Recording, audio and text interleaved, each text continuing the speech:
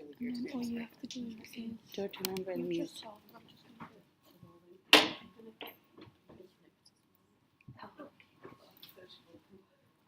Okay, so I've unmuted now.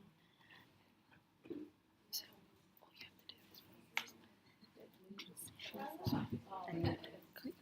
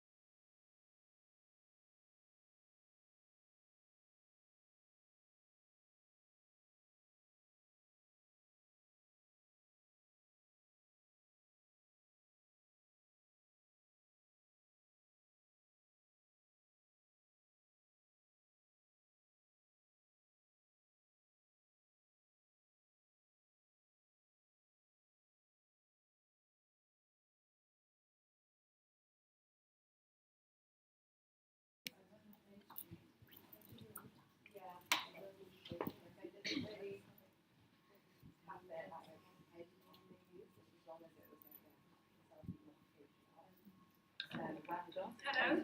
Hi. Hi everyone. So great to be here. So this film was originally commissioned by Open Eye Gallery as part of their Look Climate Lab exhibition. And I really wanted this film to explore the environmental and human rights issues which are oh so common in the fast fashion production. And I just wanted to expose the realities of the industry by talking to people who have got first-hand experience, who are researching it, and who are also campaigning and fighting to change it. And also, you'll see at the end, I got to speak to the next generation, the people who are going to be most affected by our level of consumption, which is really good to hear their ideas and insights and solutions that they came up with. So yeah, I hope you enjoy the film. And if you've got any questions or anything, come and ask me in the break. It'd be great to hear from you all. So enjoy.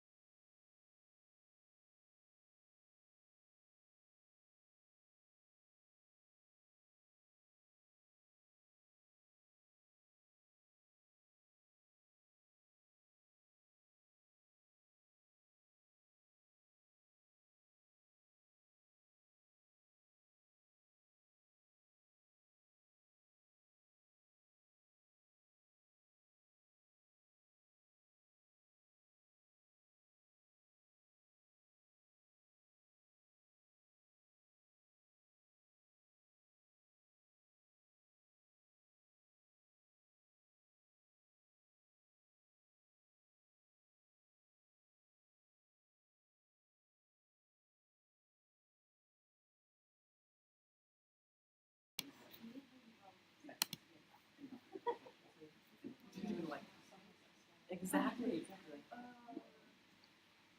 big one.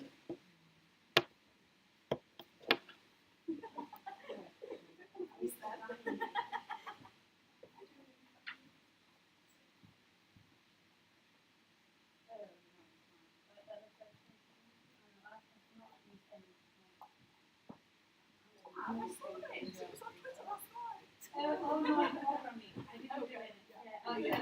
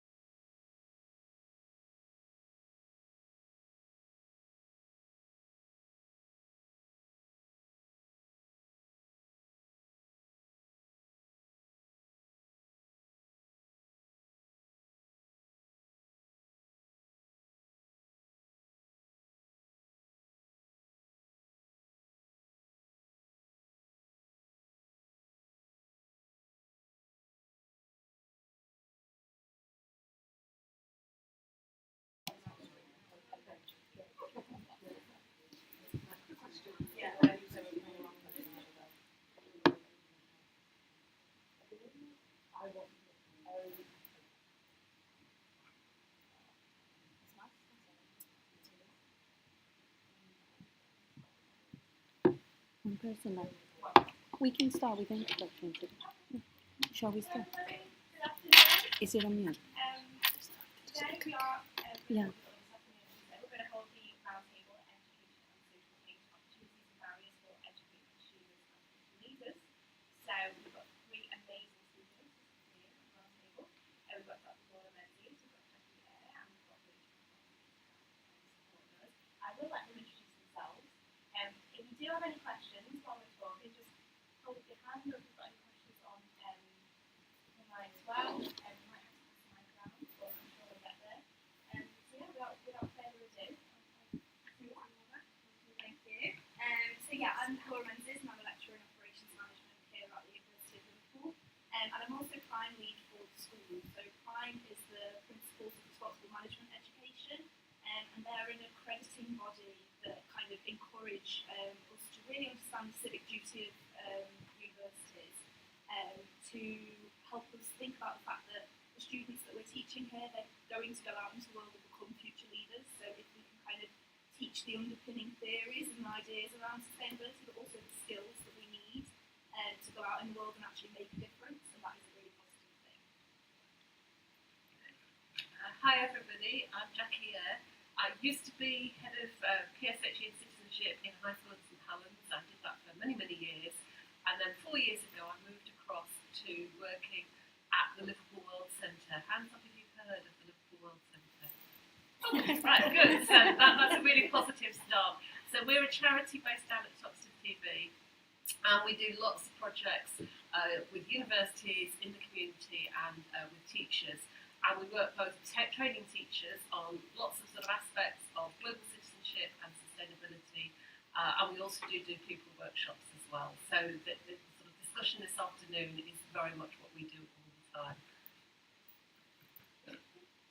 Hi, my name is Rachel. I work for an environmental charity in Liverpool called Thanks for Change. I'm the food, land and wellbeing coordinator, and a lot of my work is focused around land work, so looking into food growing and with schools, bake groups and things like that. And basically run plenty of projects in the community and in schools that really work to link the sort of health and wellbeing of planet and people, which is why we've been involved in this amazing project we're going to talk about today, working with schools and students just to really look at our consumer habits and clothes and how we can change that in order to look after our planet a little bit better. Fantastic introductions here and some great work being carried on by each person on this panel. So I'll kick off with the first question. I do have some questions here, but if you do have anything that you think from the audience, please put your hands up because we will generate a much deeper conversation, I guess, if we get thoughts from the audience. So the first question which I kick off to, you can either answer it, each one can answer it, or one person can take the floor. Happy either way. But how aware do you think the general public is of issues behind an industry like fashion, particularly regarding sustainability? I'll go first. You go first. Next along. I would say that awareness is increasing, but we're not there yet. And I think that there's a big difference between kind of having that knowledge and then changing behaviour. And at the moment, there's a lot of people that kind of start to have the underpinning knowledge, and I think that documentaries and things like that really help to understand. And the fact that social media means that we can access more information, that really helps. But does it always stimulate changing behaviour and how we actually buy things and things like that? I'm not sure. I'm not convinced that that's gone that far yet. Yes, I'll add to that, and I definitely agree that awareness is increasing. But part of that awareness is it's limited to areas. So some primary school children now who've been part of our project, as you saw on the video before lunch, are very, very aware. We've had 15 schools taking part in the Fashion Fix project, all doing it in different ways, but very, very enthusiastic, spreading the word about fast fashion. And they can quote the figures and give you the data. But there are an awful lot of other schools in Liverpool and the Northwest that haven't had the time to get involved, and it's that barrier into getting into all schools and reaching all young people really is a big challenge for us, I think. Yeah, I think we have just scratched the surface, haven't we? And we really want to take the project a bit further. But I was actually really impressed to hear some of the children talking about like sustainability and things. Obviously, the stuff they've done on plastic has been a lot focused on recycling of materials, plastic and glass and stuff like that. But I think even just doing like a short creative workshop with them, they were all coming out there saying, I'm not going to buy it from the charity shop now, or I'm not going to donate my clothes straight away and then look at it and see what else I can make out of it before it goes in the bin or it goes to someone else or whatever. So I think the project has been really positive in that sense. So it's just really got me thinking about it, and I think if those 30 children don't buy a t-shirt this year, then that's brilliant. Just to add to that, I wouldn't underestimate how the impact that's going to have on the parents as well. Yeah. I know that just from friends with children, when their kids come home and say, actually, I'd like to walk to school now rather than driving to school because they have things like this, that kind of intervention is so important, and I think it really does spread to the whole family then, because we can be very inspired by our children. Thank you. Really great answer. Okay, you could put your hands up at the same time. So who would like to go first? Do you want to go first? Yeah. And then if I can't you alright,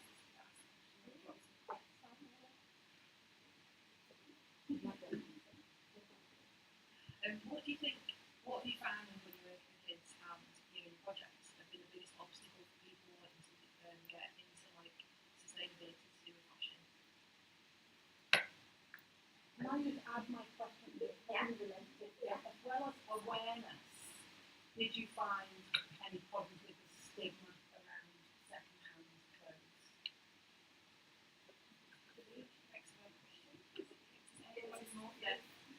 Okay, I'll pick up on the awareness aspect. Just remind me the question, sorry. Obstacles. Yeah, I mean the biggest obstacle is for teachers to find, particularly post-pandemic, is finding the time on the curriculum. So that's a big obstacle because there's so much focus on core subjects, English, maths and science. So it's trying to show them ways that they can embed global citizenship, which is what I do in lots of projects, but also the links between textiles and climate change, and that you can do it in so many different ways. You can do it in English, you can do it in science, you can do it in practical subjects. Rachel did a lot of practical workshops with pupils. So often you've got to model to them and have the conversation, and you've got to almost twist their arms behind their back and be very passionate about it. Once they can see the potential for the project and how it really inspired these young people, didn't it? And it motivated them, particularly the time as we were doing it, coming back after the pandemic. Young children, they needed some motivation in school, and they also needed time to develop some more social skills, to work in groups, to talk together. So I think we were able to show that would work. However, it does often depend on one passionate teacher or one passionate head teacher, sadly. And so you'll get other schools and they'll just say, no, we can't do it, it doesn't fit. And I suppose we're constantly trying to persuade them that, there are ways. And I have got and I'll come back to this later on, I've got this new government strategy for education and climate change that was launched yesterday. I don't know if people have had a chance to read it yet. I've sort of had a quick flick through it. And there are going to be lots of positive opportunities for that, but there's still a focus in there on increasing knowledge and skills. There's a lot less on values and linking it to sort of climate justice and social justice. So for us, that would be a bit of a problem. We would much rather it was sort of broader than that. So Emma, were you asking about like reducing stigma around second-hand clothes and stuff? Yeah, just that idea that especially in perhaps some of the schools that I find there's often a kind of value issue with second-hand clothes. Yeah. It's actually the pattern areas that will embrace it, and there's a connection that you connect with that idea. Yeah, so I don't know whether we addressed that directly, but we did talk in detail with children about the different options for wearing clothes and buying it. So we did have reflections at the end of each session, and we'd say we did all volunteer so much information on my nan who buys in the charity shop, or my mum upcycles this into tea towels or whatever. Like they when they've got thinking about it, actually this person does that, this person does that, and they're all saying, well, I'm not the shop in the charity shop, whether they will or not. But one of the teachers at the school we went to said he approached the subject with his year sixes, and they were like, I'm not shopping in the charity shop anyway, I'm not wearing all clothes. So I like to think by the end, we didn't get to revisit that class, but I like to think they sort of challenge that a little bit now. And it's just like chipping away at it a little bit. And we always turn up in all the blue charity shop outfits, so hopefully that's inspiring for them. Yeah. And I'll just add the school that you saw in the video, Bishop Eaton, they were very inspiring young people in the Eco Council there, but they had regular clothes swap days, and they'd also got Christmas jumpers were out. You could take a jumper and revamp it for Christmas, and that sort of ethos was running through the school. So I think if one school can do it, and it's led by the young people, it's possible in others. And we also had another school, I can't remember, it was the same school, who for book day, they did book outfits, but from charity shops. So it's just pushing away, and it's a small axe really, do start to make a difference. But we've still got a long way to go, I think. Yeah. I'm coming at this from a slightly different perspective, because obviously our students are older, they're 18 plus. I would say they usually arrive with values around this. But what I would say is that I've been teaching supply chain management to these students since about 2014 now, and I always teach sustainable supply chain management as one class there. And when I first started in 2015, I always used to ask, do you care? Do you care about climate change? Do you care about the environment? And there'd be maybe one student who might be a bit embarrassed. And the thing that I've seen that's changed is that more students now put their hand up to say they care, but so many more students do that enthusiastically as well. They are very positive about the fact that they care. They're quite proud about the fact that they're wearing second-hand clothes, and kind of wanting to kind of really celebrate that a little bit more. So I think that's quite, it gives me hope, I would say, for the future. Any other questions?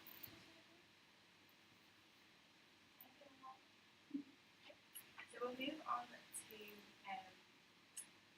well, I'll ask this question. Which of the opportunities and issues that are faced by educators do you think to incorporate sustainability in their curriculum? You've touched on a couple of areas, but just your thoughts on that. Yeah, I would agree with the point that one of you made before, that it tends to be the engaged individuals that are making the significant changes here, and the burden then becomes about you can only do so much. You've obviously got your day job to do, and these tend to be additional things. So getting, for us, it's hours. For other hours to do these things can be really problematic. It's improving, it's getting better, and it is becoming recognised as something that we need to do a lot more of. But I would say that is a significant issue for a lot of people.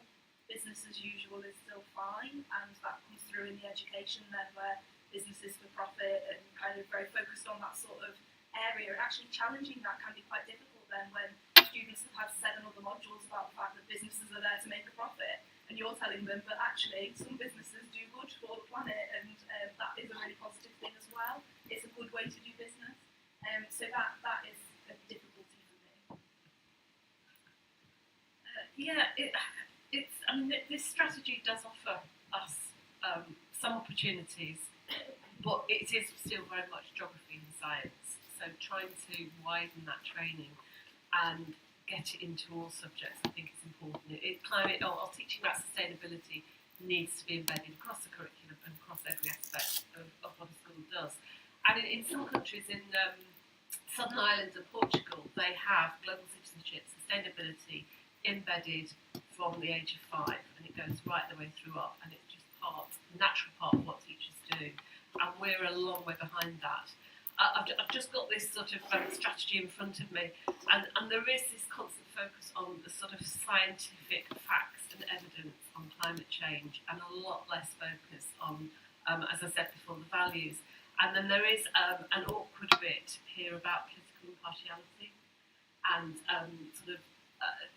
making teachers aware that they need to be a little bit careful about how they present this to their young people. Which teachers, we're always careful when we present things. We always try and do it in a balanced way, but I think it's sometimes a teacher with less confidence will worry a little bit. So there's a real need for some really good teacher training to take place, both at undergraduate level, postgraduate level, and sort of ongoing CPD for teachers.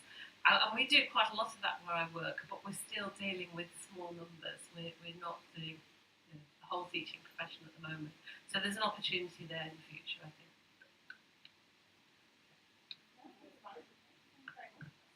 Great answers there.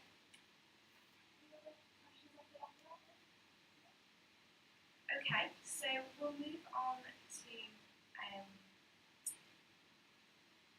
well, in fact, probably this is so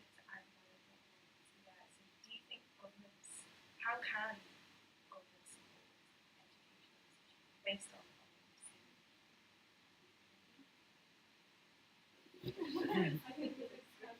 yeah, I guess it's more being based on what you've, I know it's only just come out from Yeah. Well, I suppose that the big thing that so where I work, we're part of a network of organisations. They're called Development Education Centres, and there's about 20 around the country.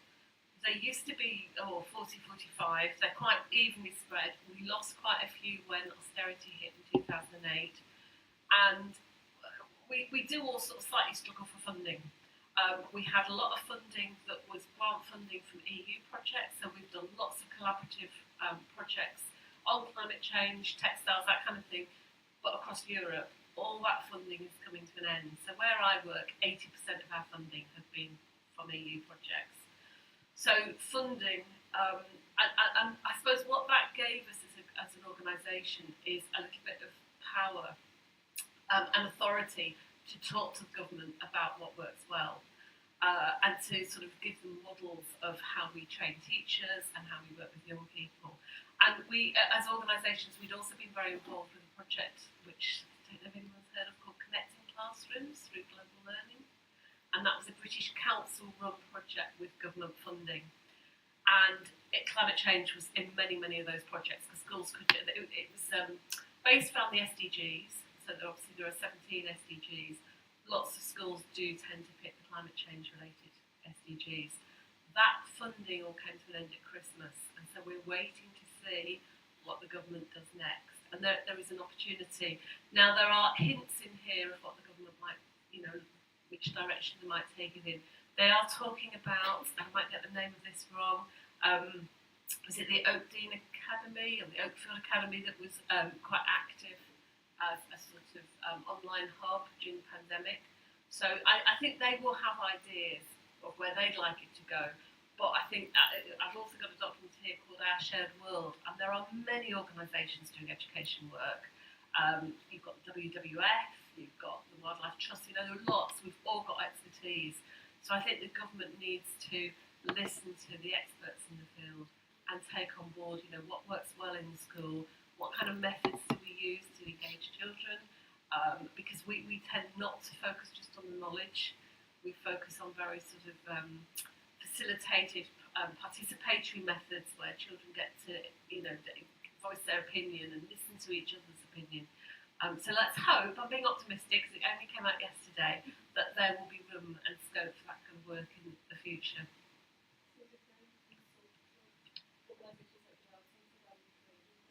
Yeah, they did consult. So, for example, Our Shared World, this is their response to the draft one, and there were 100 organisations, so organisations like WWF, Oxfam, lots of universities were involved in this as well. So they did consult. How much they listened, time will tell, I think. I think there's obviously COP26 and things like that, and you start to feel like, it's moving in the right direction, they're making changes, and then they don't really come through in the best possible way. And I think for us, government really needs to be leaning on businesses to do better, because a lot of our students are going out into the world having had some really good kind of education around some of these issues, and then going, the place I'm working is just greenwashing everything, they're only interested in profit, they're not looking at any of these things in real life. And that's incredibly frustrating and actually quite difficult for students. And something that I like to bring into when I'm teaching about sustainability is trying to make sure that students know what they can do as individuals as well, and the impacts that they can have. Obviously, it's not as significant as if business changes, but it is a little bit of an impact, and I think it really reduces the amount of hopelessness that some people can feel when we're talking about this. It can be heavy, like climate anxiety is a thing, and it can be really stressful to talk about some of these things when you're doing it week in, week out on a module. So really trying to think very carefully about how we deliver education relating to sustainability is really, really important, and that's something that I'm really focusing on, especially in the last couple of years, because I've kind of changed the focus of my supply chain management module purely to sustainable supply chain management now.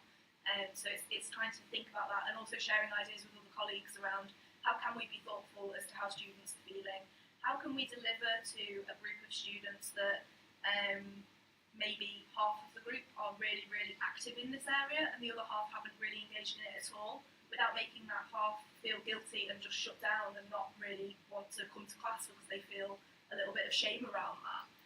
So it's just trying to kind of really make sure that we're quite considered in the way that we're delivering it.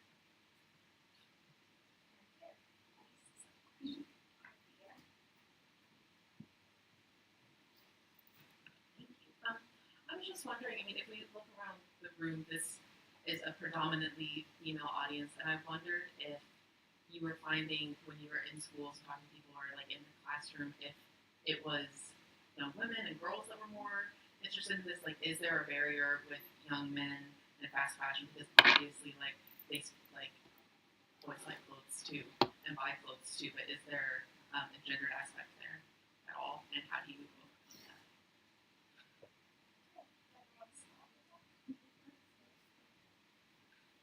I think my experience of actually going into the schools, it was really nice because we were getting them at a really young age.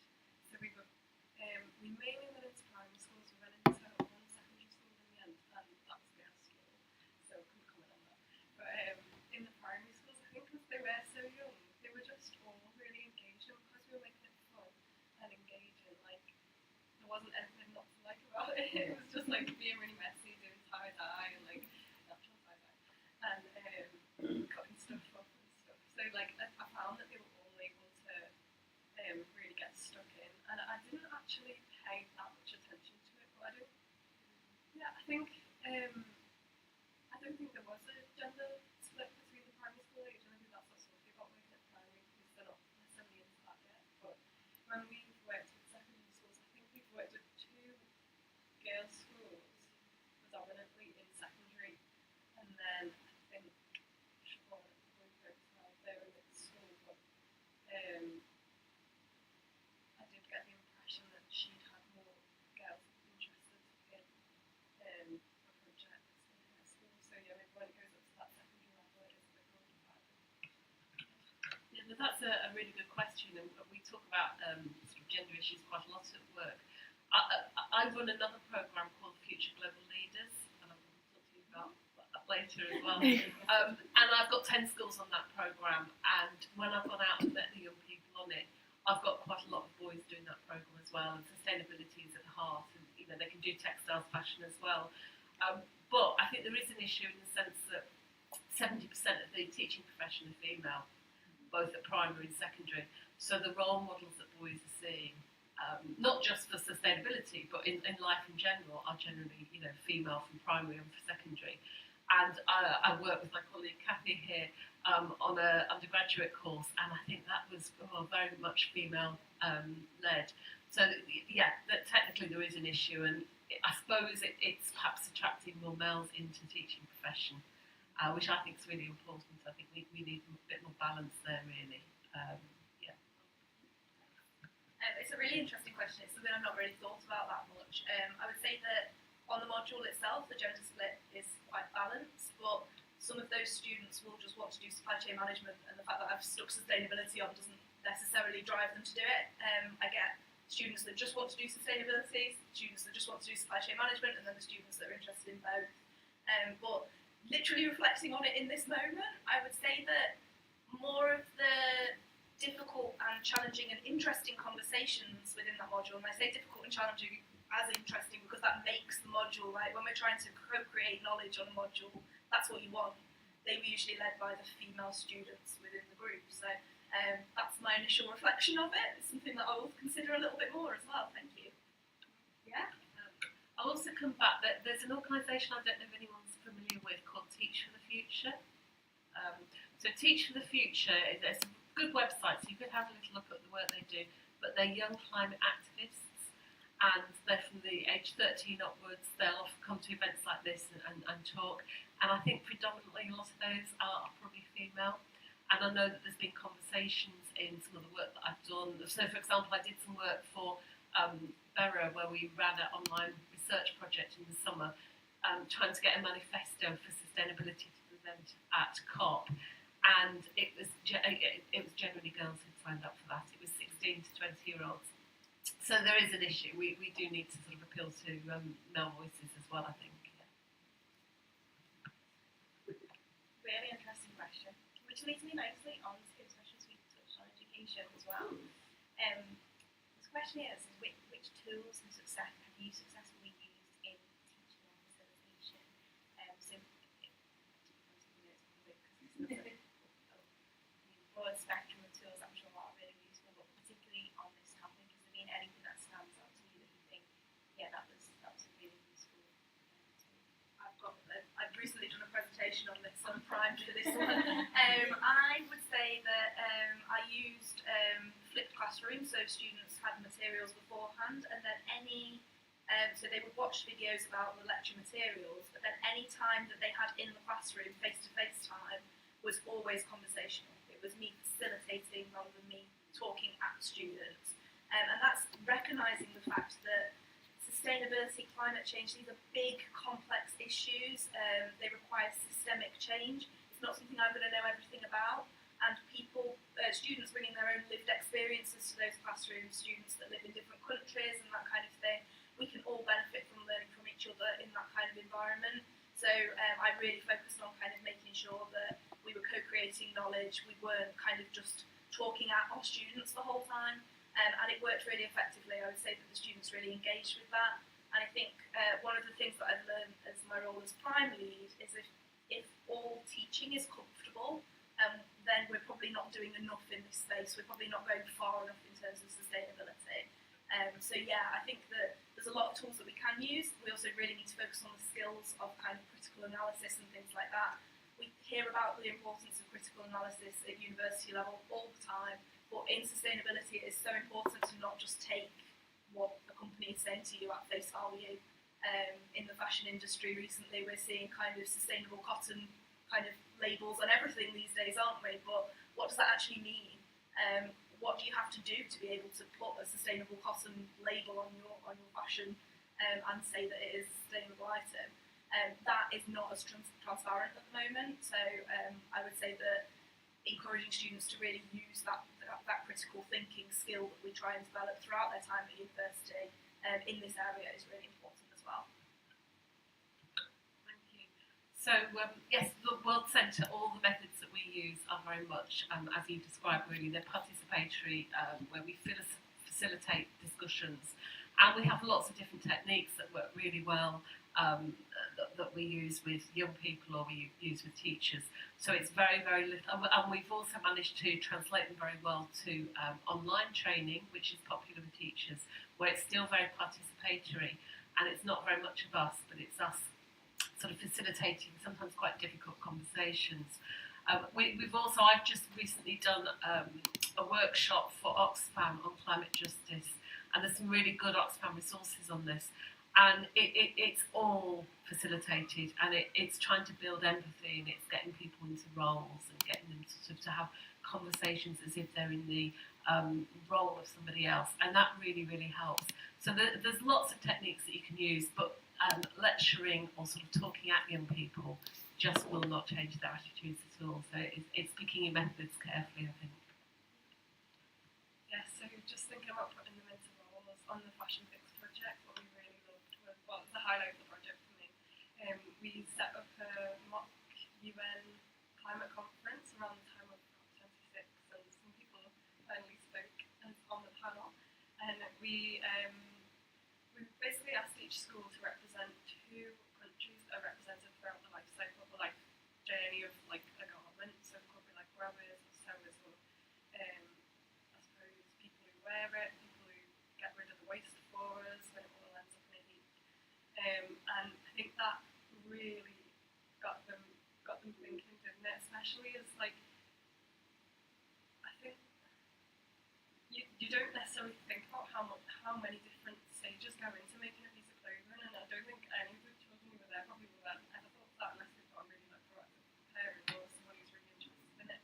So just giving them the voice to like represent other people and putting themselves in the position of people who maybe their cultures are being destroyed by the fact that we're dumping a load of fast fashion on their doorstep, or that they're having to resell items that just aren't really interesting to them.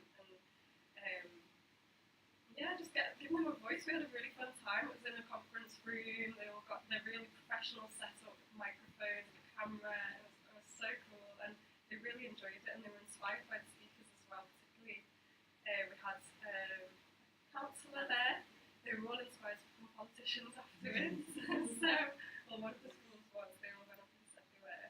So I think that was a brilliant way of doing it. Yeah, well, what was really good is that they started arguing with each other. So you'd have, I think it was Germany and China, were negotiating, and they were young, you know, they were quite complicated ideas. They were primary school children, but they really got into the roles, and they were arguing across the chamber with each other.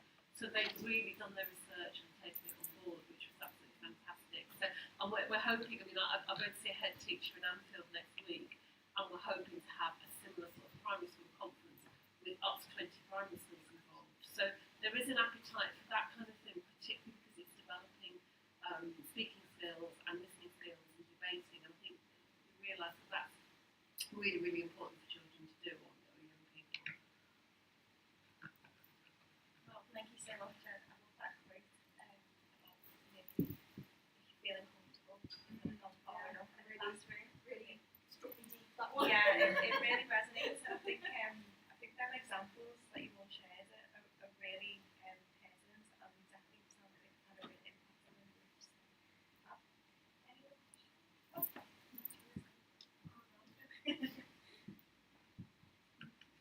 Hi, I'm Julia. I would like to ask if there's room for collaboration from universities with local institutions or organizations like Faith for Change or Liverpool Growth Centre, and if that would be like the future, thinking of the knowledge exchange framework, and we'll leave Yeah, go for it. Absolutely, yes. And it's really exciting when you're in these sorts of rooms, isn't it? Because you've got so many like-minded people kind of really enthusiastic about doing what they're doing. Joe at the back there is going to be our new director for our Sustainable Business Centre. Shameless plug. And I'm going to be involved on the education side as well. So we will be looking to work with wider communities and that sort of thing. We do already, but the engagement is very patchy, and at the moment we don't really have a good understanding of all of the different pockets of good practice that are going on, and there's no kind of overall kind of picture of that.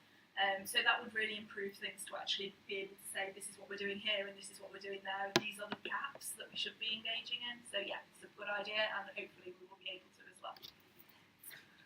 Yeah, so we'll touch again. We would love to work more with Liverpool University. It's one of the universities perhaps that we've done less work with, sadly. But we will definitely come to you and do some work with you. We work very closely with Hope University, so one of my colleagues is actually sort of works out of the university part of the week and has got a global learning project there and does a lot of undergraduate work where it's part of the curriculum.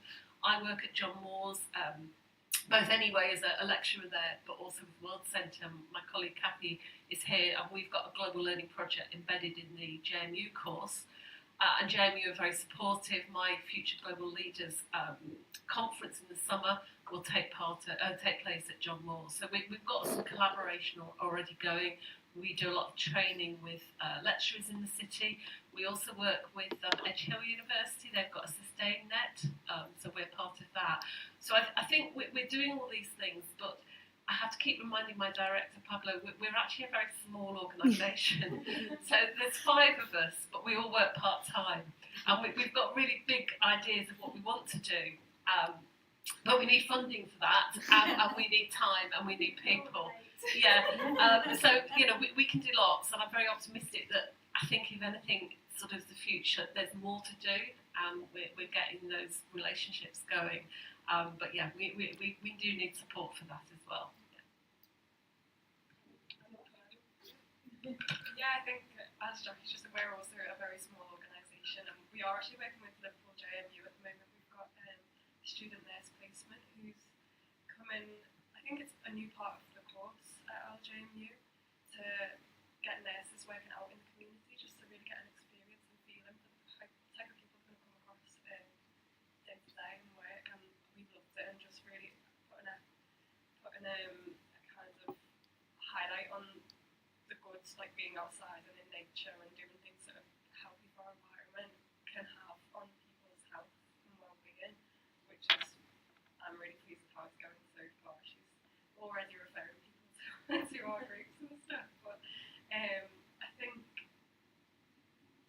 definitely in our next fashion project, should we get the funding, we want to be working with students either in business or fashion students or anything like that. It'd be really great to have more people working on board with us, isn't it? Yeah, and I'll just add, we often end up working with the education departments at universities, which is great, and we need to do that. But we also probably need to be getting into the other departments, like Rachel's just said. I think that would be really important for us.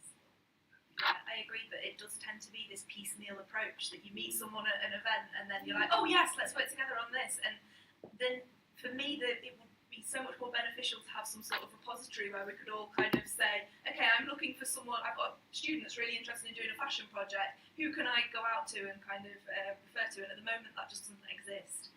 So with people that are enthusiastic around this, sometimes it can be very challenging because, as we said before, you don't have as much time because you're already doing a lot more things around sustainability and that sort of thing. Actually going out and finding partners to work with, that's something that doesn't always get prioritised, but that's why events like this are really great as well. Thank you. Yeah, thank you. Thanks, that's really great. Great question. Any other questions from the group? Anything on the audience? Nobody's connected. Yeah, very quiet. So should we just do one? Yeah. So, just to tell it right back, I guess in Fashion Fix, we know is educating children for future consumers and what we are educating future leaders. So, how do you think, I guess that's more of you on, how do you think education can have a real impact on behaviour and practice? Maybe it does have, but what exactly? How do you think it can have an impact? Oh, that's a big question, isn't it?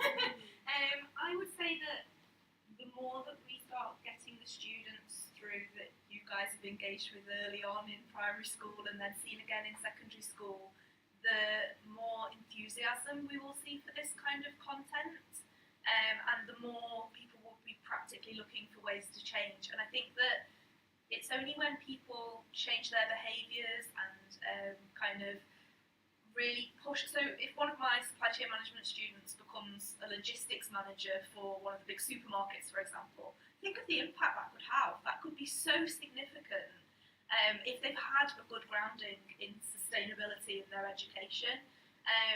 It's not, obviously, not every student is going to go on to do that, and not every student wants to go on to do that, and that's absolutely fine. People should go to different places that suit them.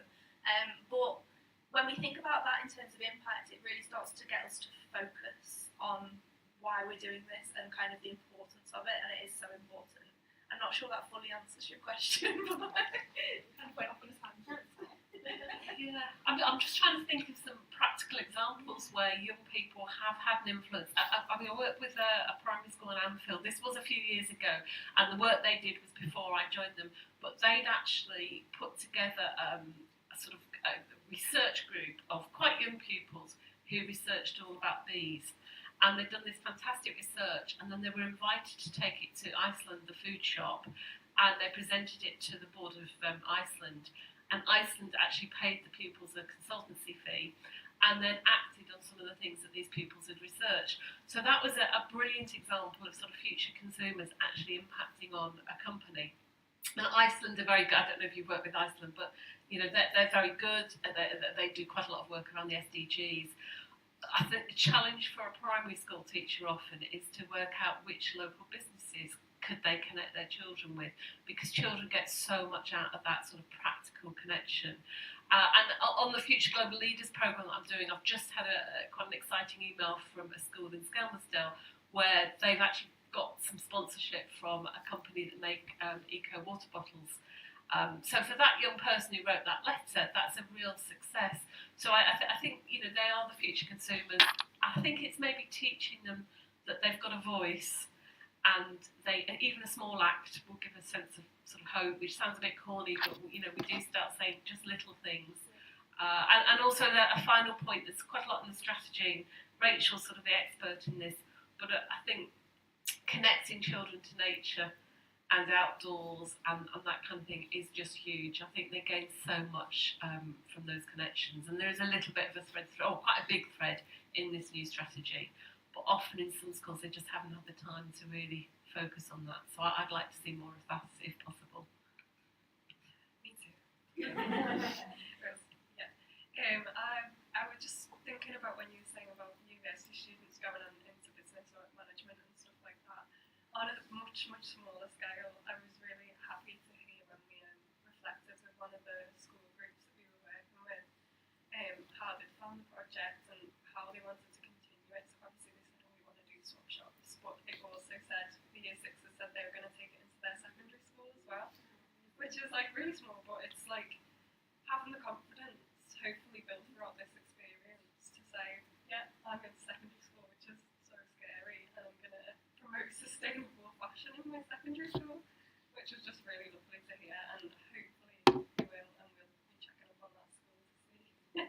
It's not so it's massive, it's really Yeah. significant. It's and that's going to make such a difference for their confidence as well, to be able to say they've done that at that really challenging time. Yeah, hopefully. Yeah, I think it's amazing. So that specific secondary school is going to be inundated with swap shops next year, hopefully. Well, that is a massive impact, I think. Brilliant. Any other questions?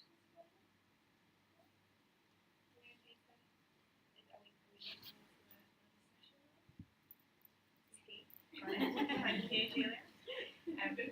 So, that just leaves me to say a massive thank you for answering those questions. I hope they weren't too intense. And it was a really interesting conversation, really inspiring. Thanks to everyone in the audience as well for your participation.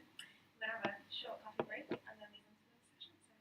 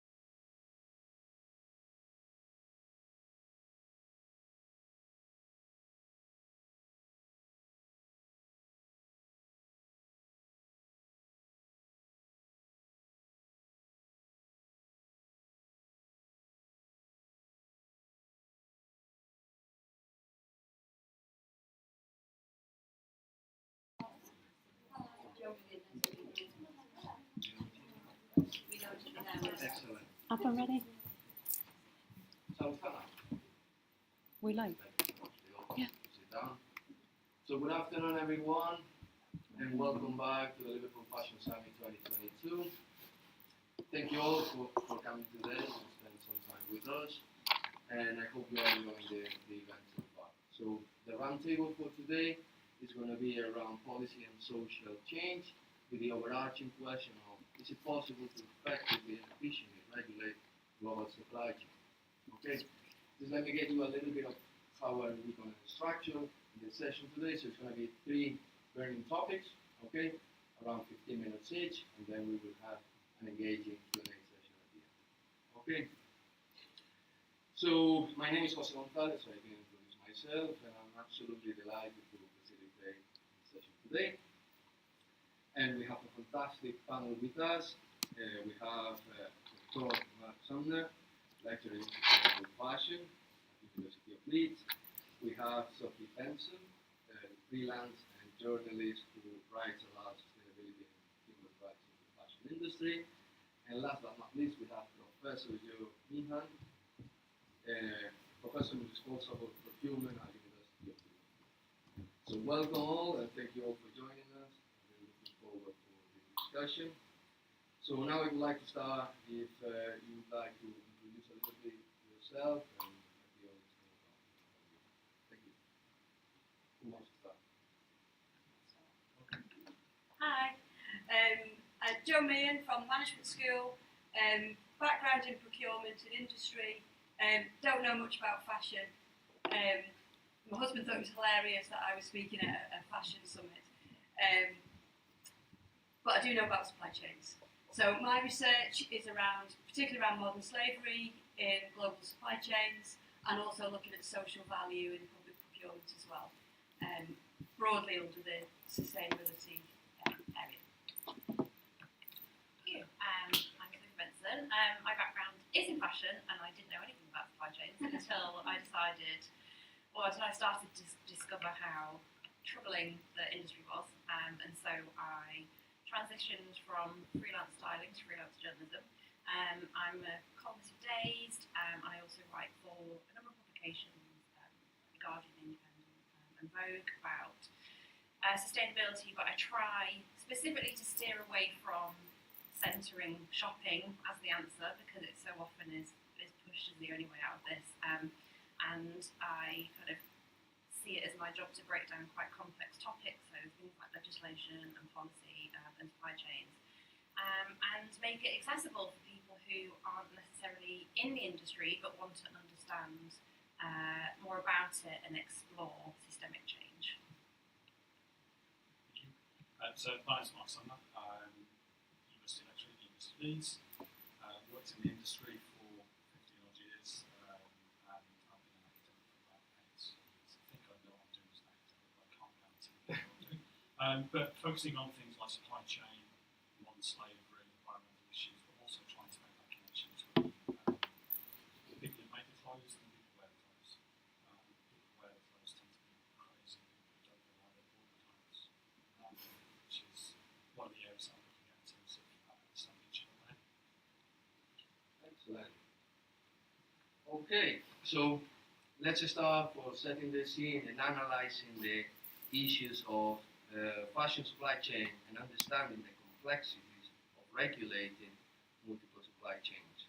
So perhaps you would like to start? So a bit of a look at why we need regulation, basically. Yeah. Well, some people might say the entire fashion industry is broken. It's so complex, and there are so many strands to the fashion industry.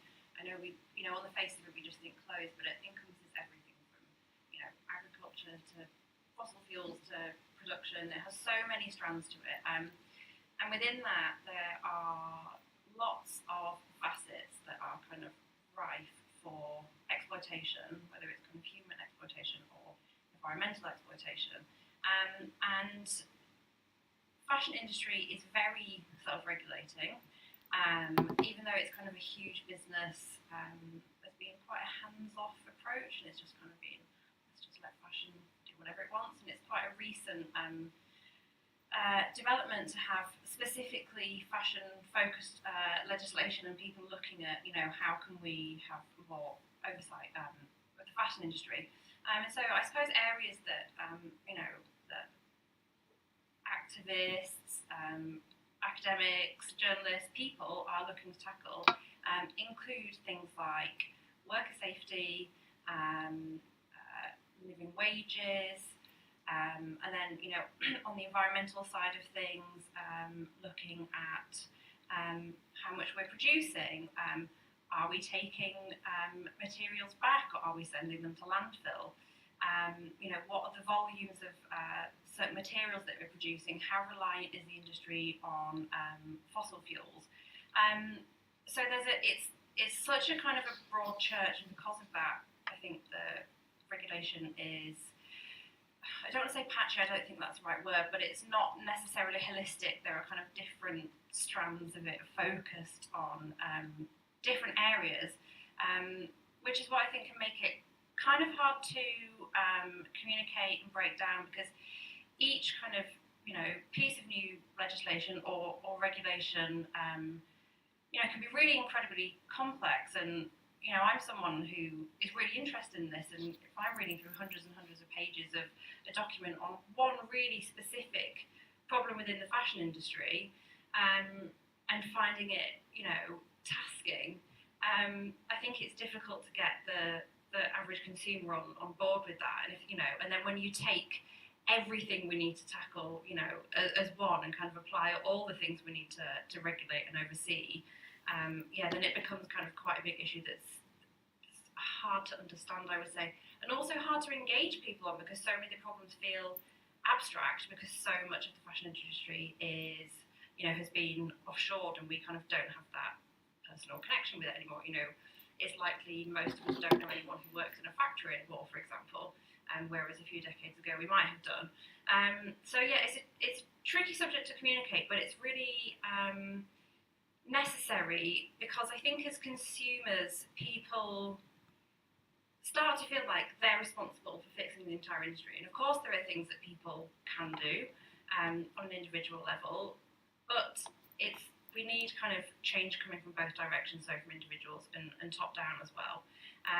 And so if we can, in looking at my role specifically, if I can kind of help people understand why it's important and get them engaged in calling for regulation and calling for policy, engaging in fashion politically, it won't just benefit people in the supply chain, but it'll benefit consumers as well, because it means that they can shop and be confident that they're not, being complicit in, kind of damaging the ecosystem and people's lives. I think that's, there are lots of problems to tackle, and that's why it's kind of important that we take this kind of approach to it.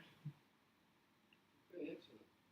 And for you, Mark, as a lecturer in sustainable fashion, what are your thoughts? So legislation is part of that process that society has in terms of controlling and managing issues in business. It's only one part of that social structure that we have. But it's an important part for fashion, but for all sort of businesses as well. What's really interesting about looking at the fashion industry in particular is there are a number of brands and retailers, a number of industry organisations who are saying we need more legislation. And they're saying they need more legislation because what's happening at the moment is there are certain brands that are doing some really interesting work. They're doing things around sustainable cotton, they're doing things around modern slavery, they're doing things about extending their reach down the supply chain for positive outcomes. But it's a very small number of brands that are doing that. And these brands that are doing it are saying, well, why is it only us that are doing it and no one else is actually taking action? So a lot of people are now saying that from an industry perspective, from a business perspective, is legislation is needed to level the playing field, to actually bring everyone up to those minimum standards. But some of the legislation we've seen so far, we talk about the Modern Slavery Act 2015, that is, in many ways, was a groundbreaking piece of legislation to try and bring modern slavery into the remit of big business across international borders. But one of the challenges with the legislation is it just didn't have any teeth. So there are a number of brands, a number of organisations in fashion and outside of fashion, so this isn't just about fashion, a number of brands and organisations that are just non-compliant with the Modern Slavery Act and seem to get away with it. So we need legislation to be brought in to try and level that playing field, but we need legislation that is progressive, so it really understands fashion as a system, and is also something that has some teeth. Because without legislation that actually incentivises good behaviour and, for want of a better word, punishes bad behaviour, we're not going to see that change. And we need that change to happen. If the fashion industry is responsible for, I say if, it's not 100% clear yet, but if it's responsible for 8% of carbon emissions annually, then the industry needs to do something. It needs to be really quickly, so that legislation needs to be brought into place quickly, but done in a way that's progressive and done in a way that's got teeth. Here in the UK and every other country in the world that's involved in the fashion industry, which is most of it. I'm far more cynical than these two here. The problem with regulation is that big business can always get around it, and you only need to look at how much businesses spend on lobbying versus how much they spend on trying to understand impacts in their supply chain, gives you a real sense to say they don't really take it seriously. And another problem we have with regulation is there's a huge assumption in supply chain legislation that we understand our supply chains, that we know what's happening and we've got visibility, and that companies really care about what they do. The fact that they work on such distant outsourced supply chains suggests that they're trying to push it away. So it's something that happens somewhere else, so they can turn and look the other way. And the assumption is that legislation will somehow cure that, and it won't. I don't think it will. So I'm far more cynical about the role of regulation and legislation. And one of the other things that we've seen happen from our research, this is related to modern slavery, and it picks up on the point that you were mentioning about what it does to consumer behaviour. And the way that companies report what they do in their supply chains is written very cleverly by lawyers that makes it look all shiny and great. And we termed it defensive reassurance. It's like, nothing's happening here. Look at all this other shiny stuff that we do. Aren't we great? Brilliant. You can all carry on buying in the same way you buy. We can carry on exploiting people. We can carry on exploiting the planet. So regulation, and I take your point that the legislation is quite poor in terms of its ability to have impacts if you don't comply. But even when companies do comply, it's not having a real effect. So I'm not saying that we shouldn't have any regulation, but I just don't think that's the answer.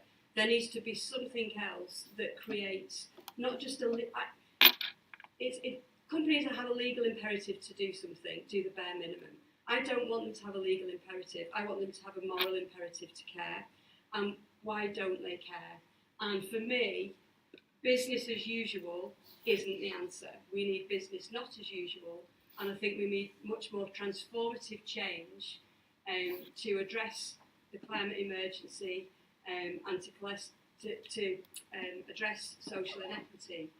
And they're long-standing social issues and power inequalities that won't really be solved by legislation, which tends to favour big business rather than workers and so yeah, sorry for being a bit more ranty. Excellent. So now we're going to move into the second question, okay, which is touching on your point, is how successful have been the current legislation, for example, the Modern Slavery Act, and also can regional legislations actually have a global impact? Perhaps you would like to start this one. Right. I think you can guess my answer. How effective has the Modern Slavery Act been? Have we still got modern slavery? Yes. Is it increasing? Yes. Therefore, we could probably draw some conclusions that it's probably not having much of an effect. Now, that's not to downplay the the impact that some individual companies have had. And there are some companies who are trying to do things and to do things better. So that's not to belittle them, but those companies probably would have done those things anyway without the legislation. So for me, legislation is problematic. The particular issue with the modern slavery legislation in the UK, it's UK legislation, and we have global supply chains. So all you need to do is put your business somewhere else. Now, technically, the legislation says you need to report on your operations and your supply chains. What companies are doing is they say, we don't employ slaves. Brilliant.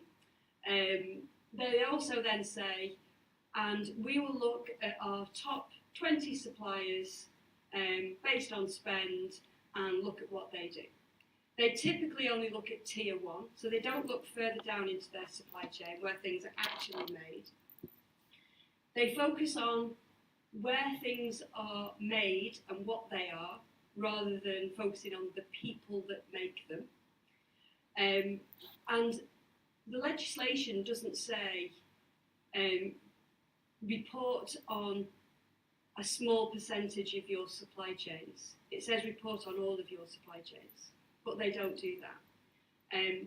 If you were a criminal gang operating with modern slavery, would you put your enslaved and vulnerable people in a big shiny high-spend contract that's being closely managed? No, you wouldn't. You'd hide it further down your supply chain.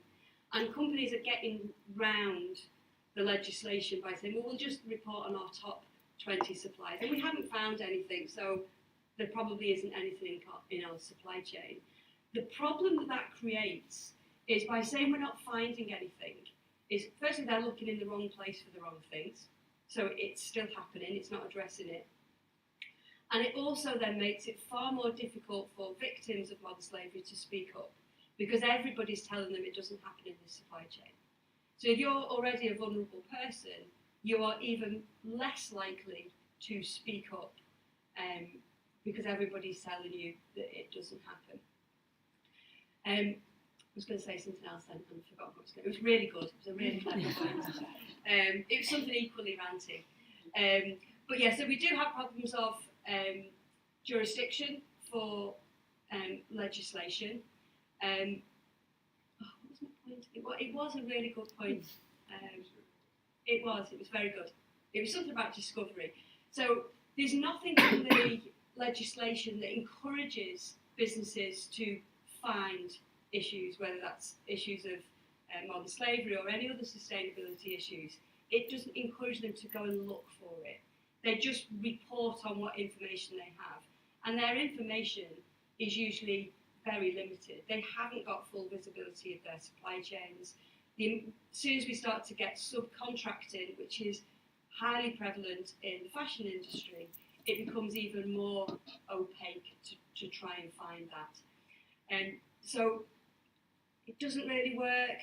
It also, the big omission for me in the modern slavery legislation specifically is that companies say, yes, we must address modern slavery, and they look to their supply chains to see if there are issues of modern slavery. The question that they're not asking, which is the most fundamental question, is how does our business model contribute to risks of modern slavery? So low prices, outsourcing, and all of those things we know contribute to vulnerabilities and other sustainable issues. And none of them ask that question, because asking that question puts them in a really uncomfortable position that they're going to have to change. So they can't just compete on price. They can't just outsource. They can't just contractually manage risk. They can't just treat the environment as an externality that they will account for some way. And companies just break the law. Our Prime Minister regularly breaks the law. You know, we've not got any good role models in this country either. So legislation, even with penalties, doesn't stop the issues from happening, which we saw with, I know it's outside of fashion, but the P&O ferries, they took the decision, well, figure out what the fines are, and we'll pay more than that, and we will buy our way out of it. So it's always stacked in the big businesses' interest. Rant over. What's your view, Sophie? Yeah, I mean, I think it's imperfect, and I thought it was interesting what you said about that you want there to be a moral imperative, and I think within fashion there's a huge lack of that, and it only exists for certain people in the industry, and I think because of that, financial and legal pressure is necessary where there's a lack of that morality. And something that I did want to point to was the Bangladesh Accord, which is a legally binding agreement, which has been quite successful within the fashion industry. And I was lucky that I got to speak to garment workers who have benefited from it. And I think the reason why it was particularly successful was firstly because people who would be affected by it and would potentially benefit from it were consulted. Unions were involved in the building and the framework of the agreement, which I think is really necessary and something we don't always see. So something like the New York Fashion Act, which has been tabled over this year, was criticised for not kind of bringing garment workers into the fold in kind of bringing that together. So I think that's really important. And secondly, it places the responsibility back on brands where they had absolved themselves of it. So even if they're working with subcontracted factories, they still have a legal and financial responsibility to remedy safety issues. So tens of thousands of safety issues were found in 2018 in the first kind of round of inspections. And 3 years later, 90% of them had been remedied, which is huge. And I spoke to garment workers who said, I can now say to my boss, there's a crack in the wall, I don't feel safe coming into work, I won't come in until it's fixed. And they didn't have the backing and the power to do that before. And as we know from, it's 9 years ago tomorrow, as we know from, the Rana Plaza factory collapse, there were so many kind of voluntary code of conduct in place at that time, and yet the collapse still happened, and yet fires still happened, and yet people were losing limbs, and, these kind of accidents, negligence was happening every single week with voluntary measures. And so I don't think legislation is every single piece of the puzzle, but I think something like the Bangladesh Accord shows that you need that kind of legal framework to bring accountability back into the picture, where brands have just washed their hands of it and said, we don't own the factory, therefore we're not responsible. Bringing that back on them and, bringing money into the equation, which is the bottom line that a lot of people care most about, I think is a really important tactic where there is that absence of, the issue of morals.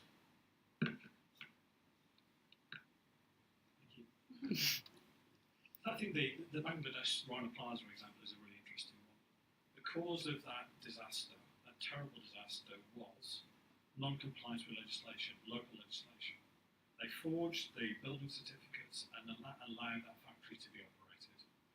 And for people who don't know the background to this, workers saw the cracks in the walls, said to the factory manager, I feel unsafe. The factory manager said, you either come into work tomorrow or you're sacked.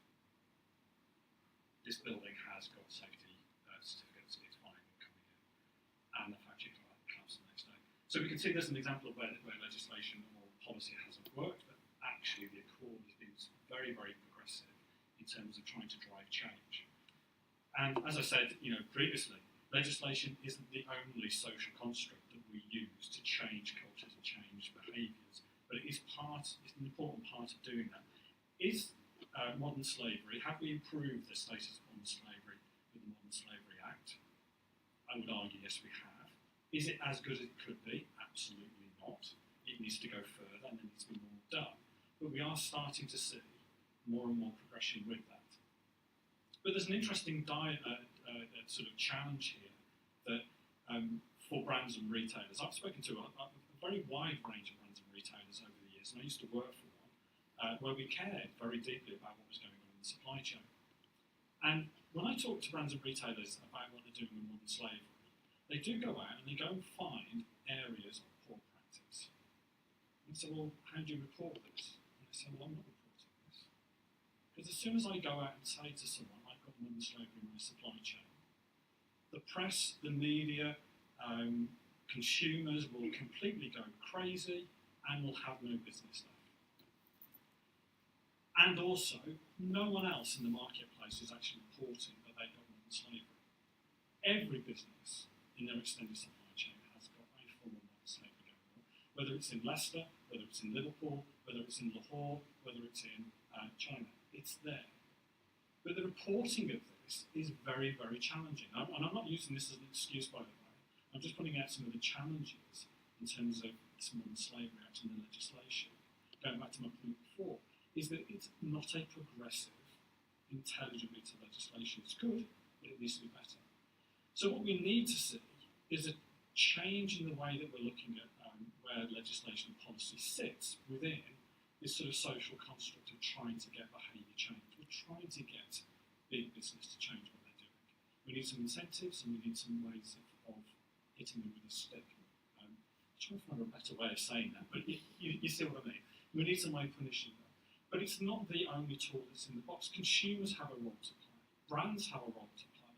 NGOs and civil society have a role to play, as do the supply chain themselves. The Rana Plaza disaster is an example of where a business, the factory owning, the owners of that factory making a call themselves. They didn't phone up Primark, they didn't phone up Tesco's and say, we've got a crack in the wall, what do we do? They just made a decision based on what they were doing. So we need to also be thinking about responsibility and accountability through the whole of the supply chain in terms of what other people within their own businesses are doing, even though they may not be at the consumer end of that supply chain. And this is really important, bearing in mind where we are in Liverpool at the moment. You know that the cotton trade is based in Liverpool.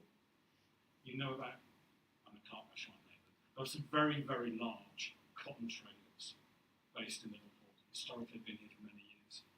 What actions are those cotton traders taking about the cotton that they're trading in?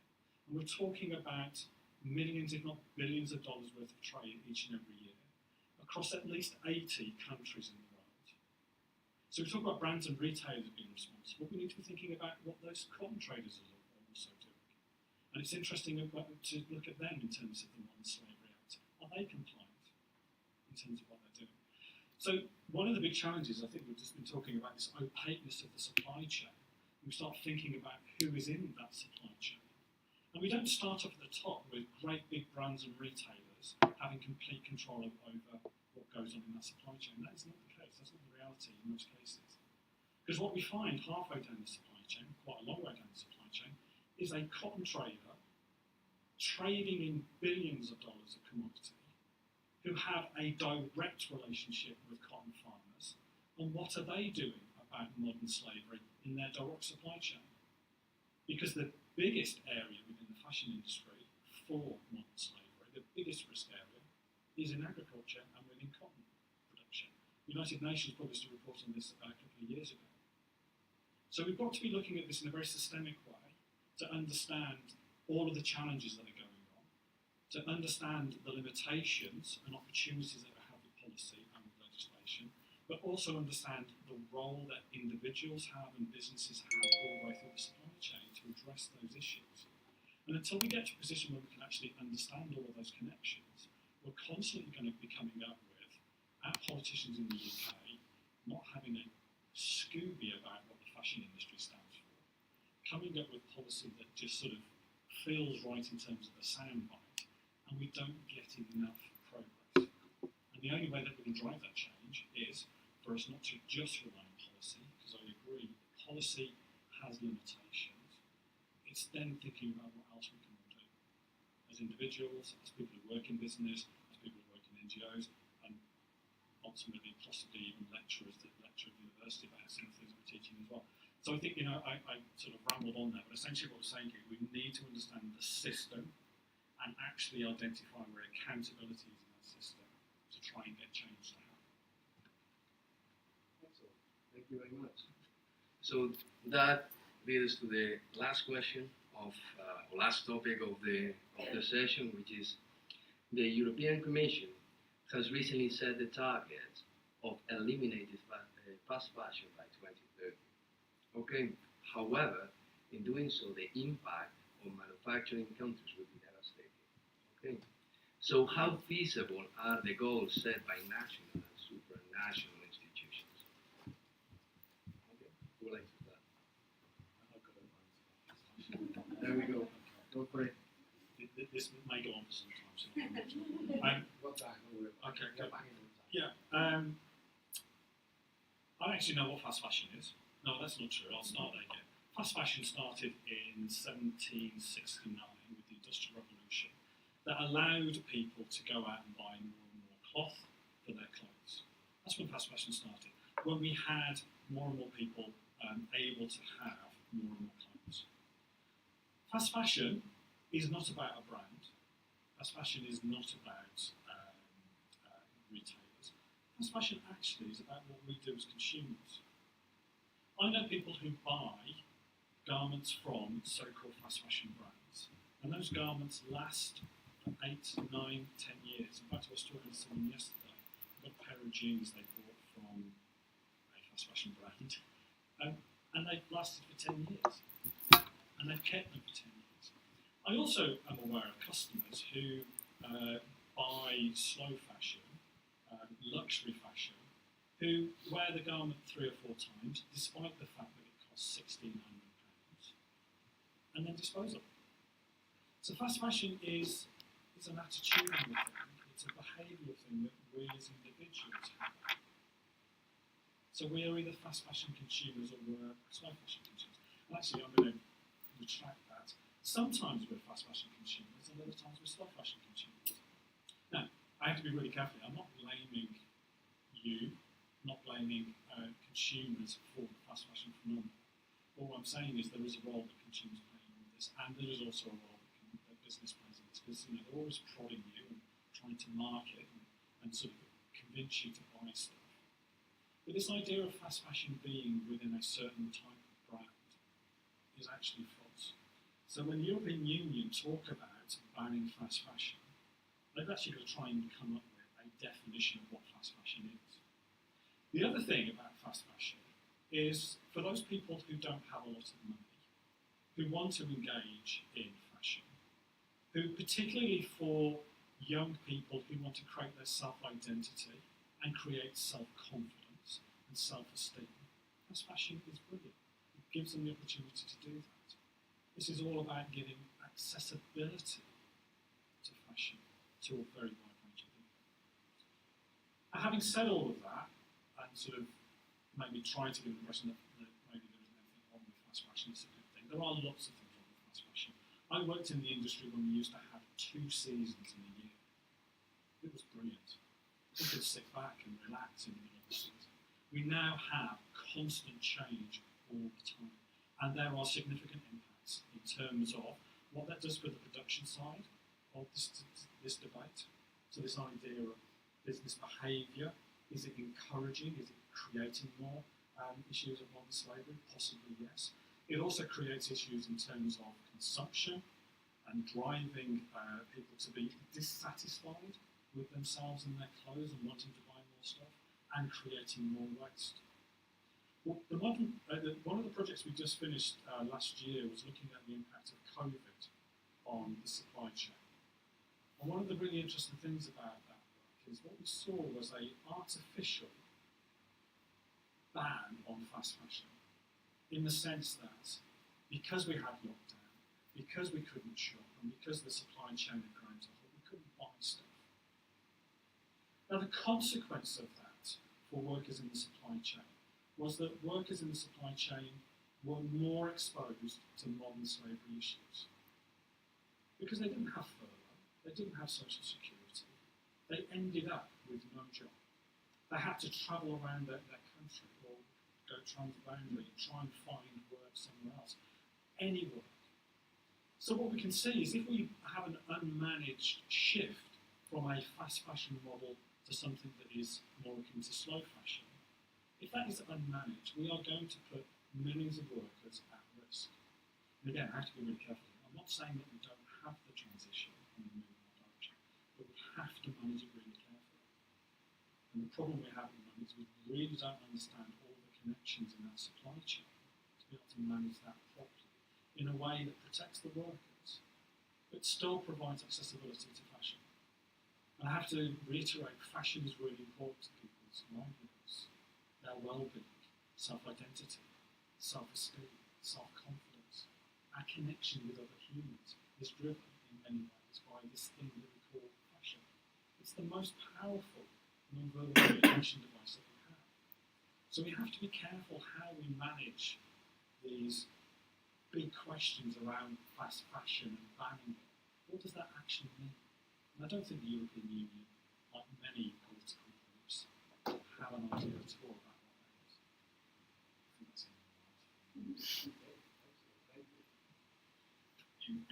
I think it's quite amused by the fact that it's been pegged as a ban on fast fashion. I think it's probably more far-reaching than that. I think it's how it's been portrayed in the papers, because it sounds great, it sounds proactive, and it tackles something that we're worried about, and it's kind of a buzzword. But I think there are things within it that focus on elements like the proportion of recycled materials in fabric, a movement towards a circular economy, extended producer responsibility, where brands are responsible for what they put out into the world, basically, and have to deal with it at the end of life, whether that's financially or logistically. And those kind of measures can affect brands beyond the bounds of fast fashion. I used to work in retail for a designer shop and got given free clothes, and they are the worst quality clothes I've ever had in my life. They all had, holes in within months. I mean, they were dreadful, whereas things that I could afford at the time from fast fashion shops, some of it I still have. And so I do think that it's quite limiting to call it a fast fashion ban, because I think it can have further reaching effects. It's talking about longevity and kind of, guaranteeing that things will stay in use for longer, basically. But I agree with your point that we can't just suddenly completely change the model. And I think within these measures in this regulation, and specifically within the language used, just a just transition needs to be built in. And if we're moving away from lightning fast, really cheap production, for example, then how are we retraining people who are working in that space? Or what other jobs are going to be available? Are they going to be, I don't know, in an ideal world, they're going to be dismantling factories, and then, where clothes are kind of taken apart, seams are dissolved, and then things are put back together and kind of remanufactured into something new.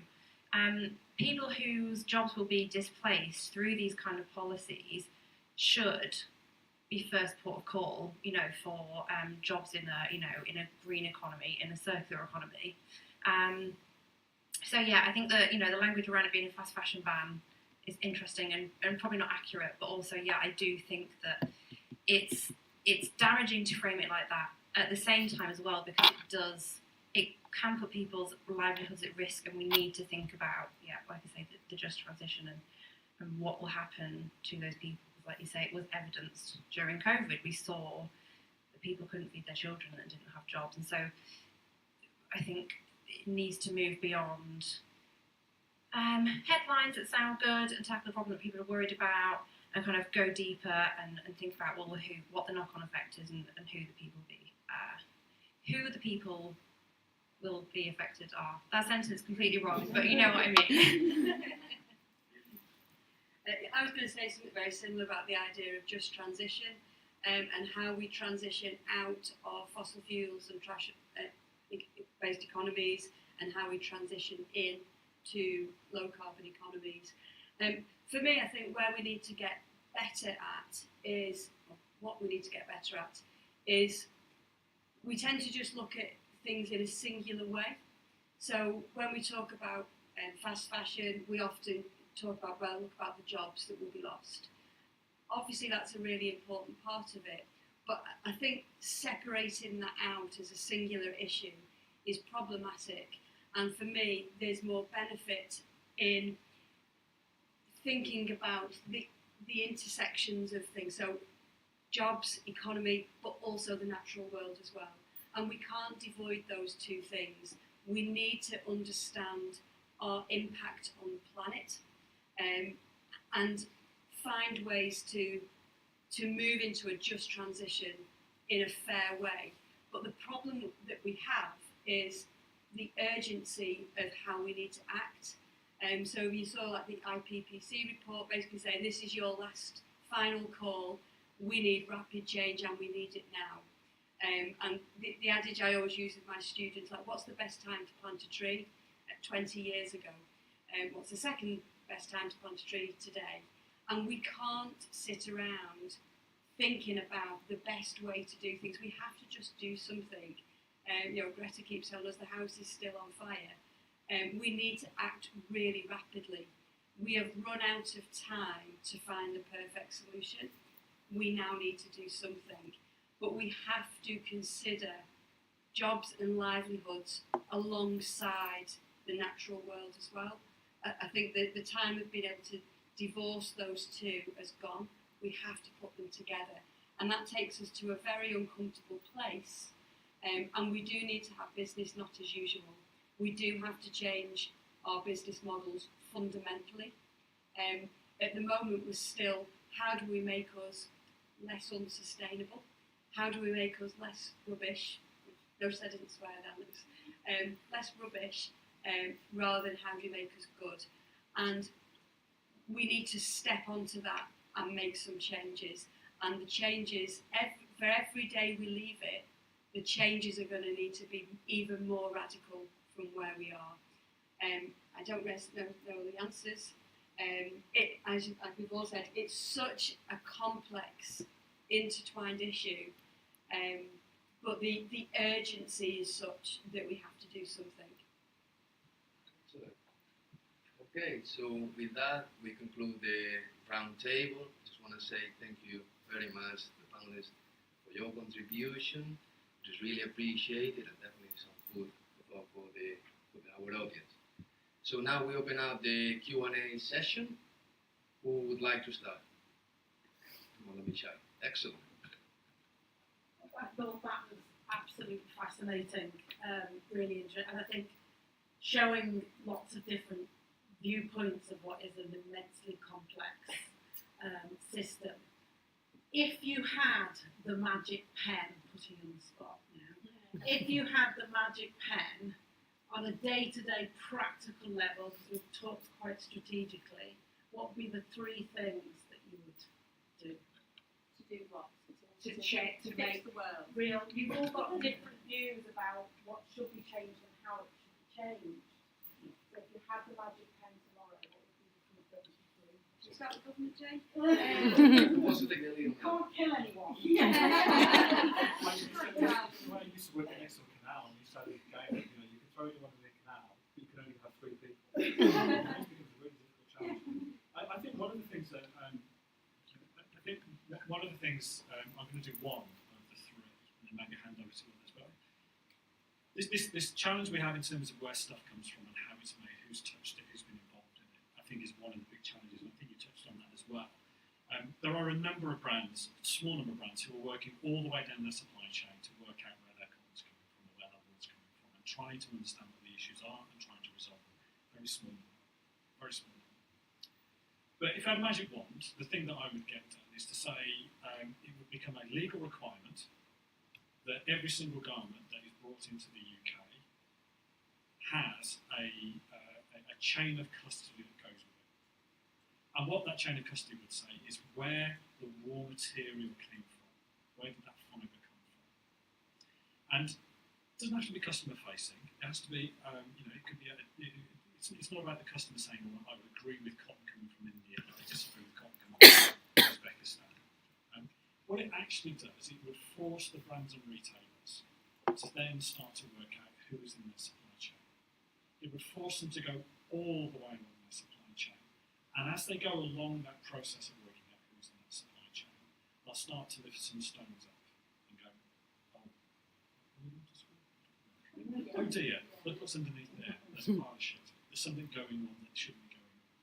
So that idea of forcing traceability into every single garment would create change. It would force people to do things differently. Now, what those things are and how they do things differently, I don't know. And in fact, I don't think we need to define that.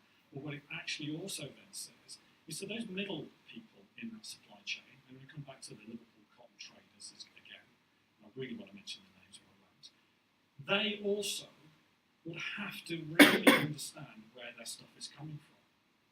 Not just in terms of the cotton, but in terms of the fertiliser and the pesticides that are being used. So by forcing that all the way through, I think we can drive change in terms of getting people to recognise where their stuff comes from.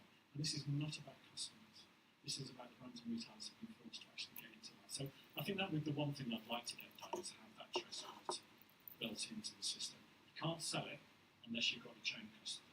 If you can't deliver the chain of custody, forget it. We're not having it. And if you do give me a chain of custody, I'm going to check it. Not every single one, but I'm just going to check one. Greenpeace did this really well with the detox campaign a few years ago. And I know it worked really well because I was on the other side of the fence going, please don't check that factory. Oh, you've checked it. You only have to check one product and get that brand or the supplier caught out in the spotlight.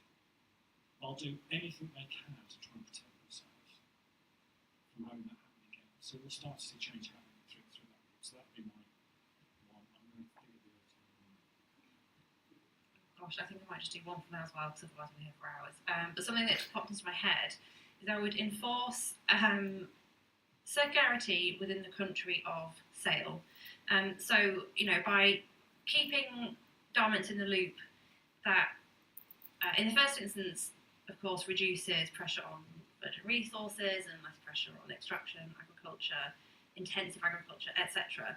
But it also means that we're not exporting our problems. So we're not exporting hundreds and hundreds of thousands of tons of waste that we don't deem good enough quality for us to garner, for example, and destroying local markets, destroying the local environment. We're not exporting our problem, basically. I think if we were to do that, brands would be confronted, and consumers, I suppose, would be confronted by the scale of what they're producing and the speed at which it's being discarded.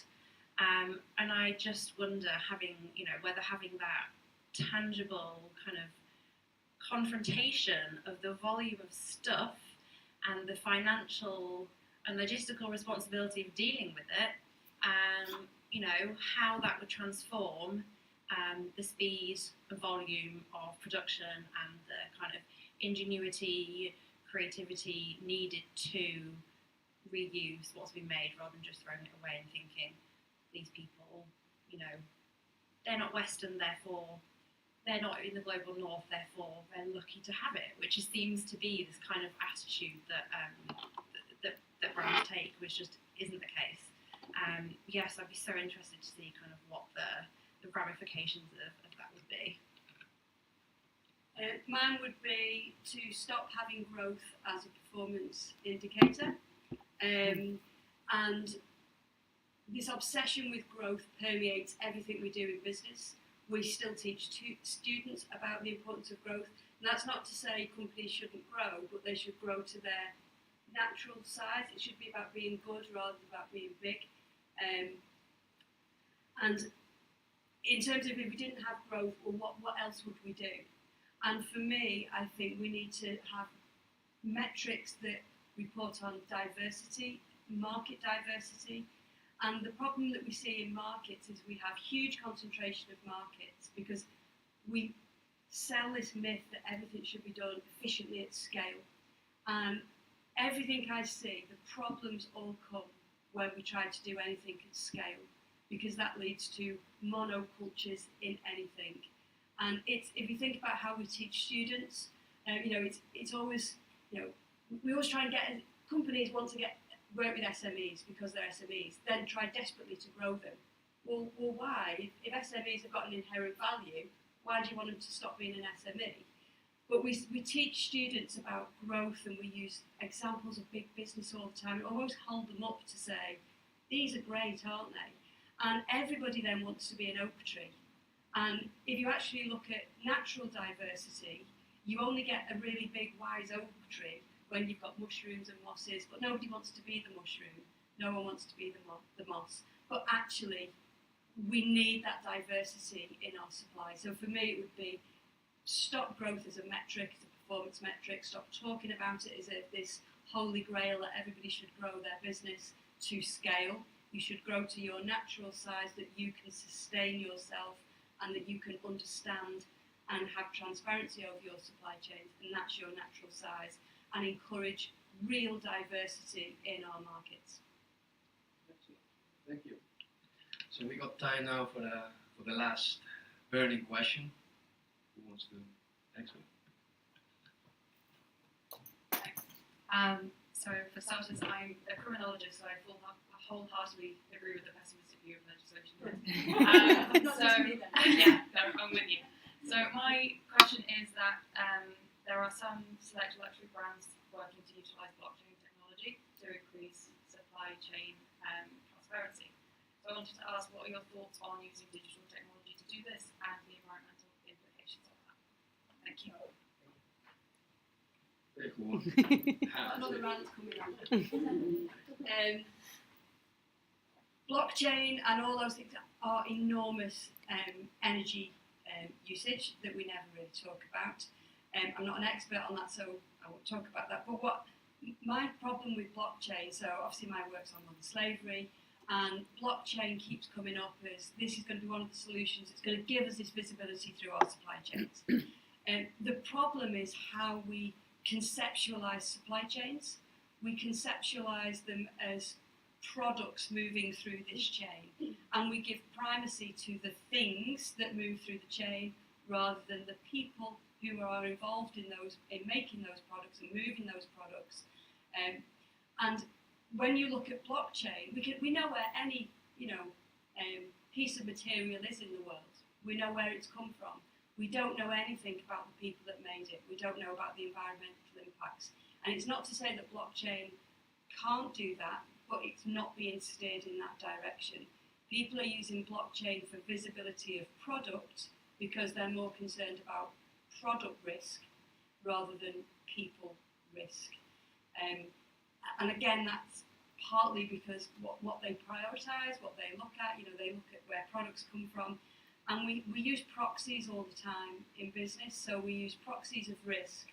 So we will say something's risky if it comes from a particular product, a particular region of the world, and it's a particular type of product. The problem with that is they then miss these huge blind spots, these other things that they're not looking at. So we've had companies saying to us in our research, well, we don't buy fish and we don't source from Vietnam, therefore we haven't got problems with modern slavery.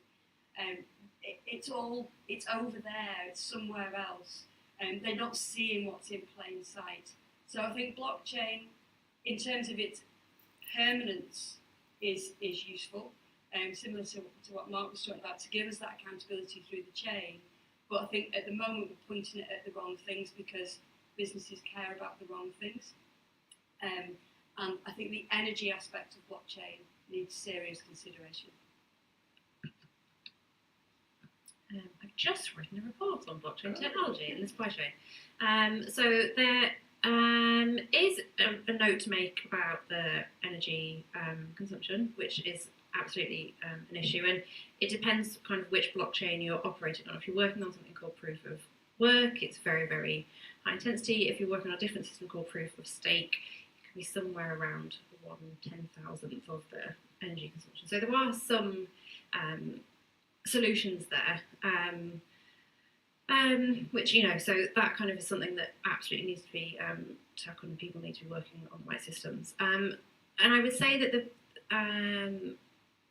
kind of application that I've been most interested in is actually within beauty, where there's been a case of overexploited ingredients and raw materials, and kind of making and tracking growth and planting and accounting for